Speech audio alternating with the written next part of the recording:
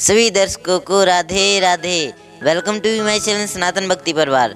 भाइयों, जैसा कि आप सभी लोग देख रहे हैं कि हमारे इस सनातन भक्ति परिवार चैनल पे काफ़ी दिन हो गए हैं वीडियो नहीं आ पा रही है। कुछ व्यस्तताएं रही हैं, इसलिए अब वीडियो नहीं आ पा रही है। अब हम कोशिश करेंगे कि आप सभी लोगों के बीच में रेगुलर वीडियो लाने की कोशिश करेंगे। तो आज एक भक्त का प्रश्न आया हुआ है। वैसे प्रश्न तो काफ़ी दिनों का पड़ा हुआ है।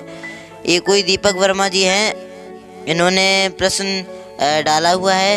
इन्होंने लिखा है, महाराज जी मुझे बताएं, क्या मनुष्य का भाग्य कर्म के आधार पर लिखा जाता है या जन्म के पहले लिखा जाता है, जरा समझाएं। तो इन्होंने पूछा है कि मनुष्य का भाग्य कर्म से पहले लिखा जाता है या फिर मतलब जन्म के पहले लिखा जाता है या फिर जन्म के बाद लिखा कर्म के आधार पर लिखा जाता है। तो अब हम महाराज जी के मुखारविंद की ओर चलेंगे और इस प्रश्न का निराकरण देखेंगे।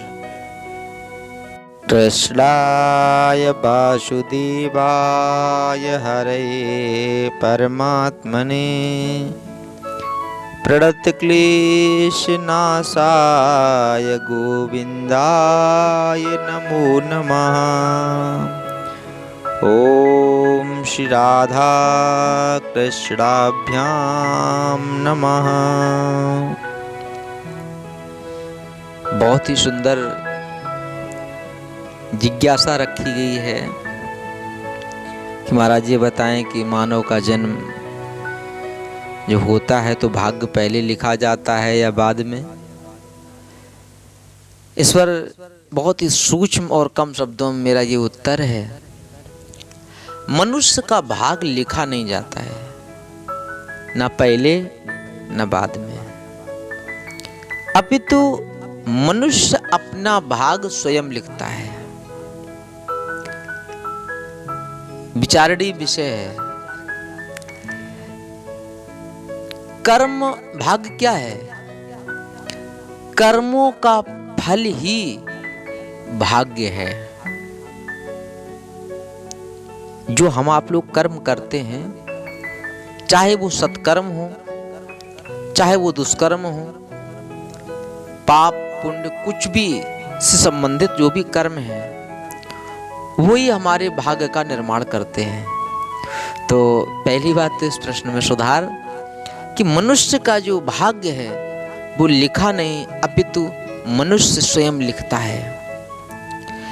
अब ये प्रश्न जब आया होगा हृदय में तो निश्चित रूप से कुछ अपने आप के भाग्य को लोग कोसते हैं अथवा सराहते हैं। जैसे कोई जब मुसीबत में होता है तब उसको लगता है कि मेरे भाग्य में ऐसा क्यों, क्या था, कैसा नहीं था। या जिसके पास बहुत कुछ है तो वो सोचता है कि मेरा बहुत अच्छा भाग्य है और देखो हमारे पास बहुत कुछ धन दौलत या अन्य चीज़ें हैं। तो मैं इस पर चर्चा करूँगा कि जो कर्मों का जो फल है वही भाग्य फल है, मैंने बताया। तो कर्मों पर मैं चर्चा करूंगा। बहुत पहले मैंने ब्रह्म वैवर्त पुराण का श्लोक भी दिया था, मैंने बताया था। और आज मैं बता रहा हूं कि कर्म है क्या, कर्म कितने प्रकार के हैं। देखिए, कर्मों को मुख्यतः दो भागों में बांटा गया है, सत्कर्म और दुष्कर्म, अच्छे कर्म अथवा बुरे कर्म। और अब इनको अगर गहराई से देखा जाए तो कर्म तीन तरह के होते हैं। कैसे? सबसे पहले होते क्रियमाण। नंबर एक, क्रियमाण। क्रियमाण वो कर्म होता है जो जीव अथवा मनुष्य वर्तमान में कर रहा होता है। जैसे कोई व्यक्ति कृषि का काम करता है, खेती का कार्य करता है, तो वो जो कर रहा है, आज उसने अनाज को बोया, जमीन को जुतवाया, उसको पानी लगाया, फसल बोई, पानी लगाया, जो भी क्रियाएं होती हैं, उसके बाद में तुरंत उसको लाभ नहीं मिलता है। जब फसल उगती है, फिर वो समय आने पर जब पकती है, फिर उसको तैयार करके जब उसका अनाज किसान को प्राप्त हो पाता है। तो जो क्रिया, ये सब क्रियमाण था। अब जब फसल को तैयार हो गई तब जो अनाज मिला वो उसका फल है। तो जो जीव अथवा व्यक्ति जो कर्म कर रहा होता है उसे हम क्रियमाण कर्म कहते हैं। अच्छा, अब जब बीज बोया तो बीज आया कहां से? वो पहले से उसने एकत्रित कर के रखा था, अथवा वो खरीद के लाया है तो धन एकत्रित किया होगा। जो पहले से एकत्रित करके रखा वो उसने संग्रह किया था। इसी प्रकार से जो कर्म होते हैं वो दूसरे कर्म होते हैं संचित कर्म। जो हमने पूर्व जन्म में कर्म करके रखे हैं उनको हम संचित कर्म कहते हैं। फिर है प्रारब्ध। प्रारब्ध क्या है? ये भी वही है जो पूर्व में हमने किया है। अब संचित और प्रारब्ध में अंतर क्या है? संचित एक कर्मों का बहुत बड़ा संग्रह है और प्रारब्ध जो मैंने किया है वो भी प्रारब्ध, वो भी संग्रह है। लेकिन फिर भी जो अंतर है इसमें बहुत सूक्ष्म अंतर है। सूक्ष्म अंतर है कि हमने जैसे कई जन्म जन्मांतर से मैंने भगवान की भक्ति की हो तो उसका फल मिलता है, व्यक्ति को मानव का शरीर मिल जाता है। क्यों? मनुष्य के शरीर से ही भक्ति संभव है। उत्तरकांड में चौपाई है, कई जगह चौपाइयां हैं। नर तन समे कवे नहु नहीं देही, जीव चराचर जाचत तेहि।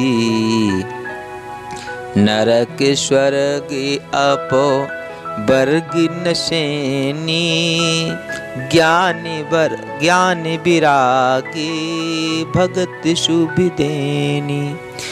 इन चौपाइयों से स्पष्ट होता है कि जो मनुष्य के समान कोई शरीर नहीं है और जो वो शरीर नहीं है तो उसमें जो नरक, स्वर्ग और अपवर्ग, ये तीन चीजें इसी से प्राप्त होती हैं।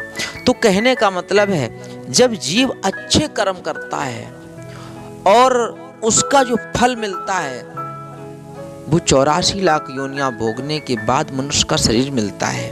किसके लिए? भक्ति के लिए। तो ये जो शरीर मिला है ना, ये भी हमारे कर्मों का फल है।